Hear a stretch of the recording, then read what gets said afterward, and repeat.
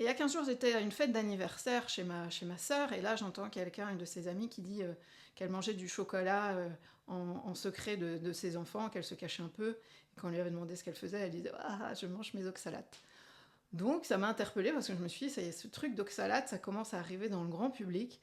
Il y a une espèce de peur autour des oxalates, bon, menée par les carnivores qui ont peur de manger le moindre légume. Et en fait, il y a rien de logique dans tout ça. Bon, déjà, quand vous avez quelqu'un qui veut vous faire peur avec quelque chose, il faut toujours prendre du recul.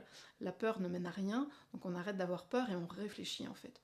Pourquoi telle personne qui mange du chocolat noir, des épinards, des betteraves vont faire des oxalates, et une autre personne qui mange la même chose, la même quantité d'oxalates, ne va pas en faire en fait.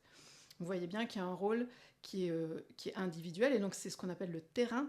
C'est le terrain qui va favoriser ou défavoriser la formation de ces cristaux d'oxalate en fait. Donc ça sert à rien d'aller travailler sur l'alimentation et d'aller se priver.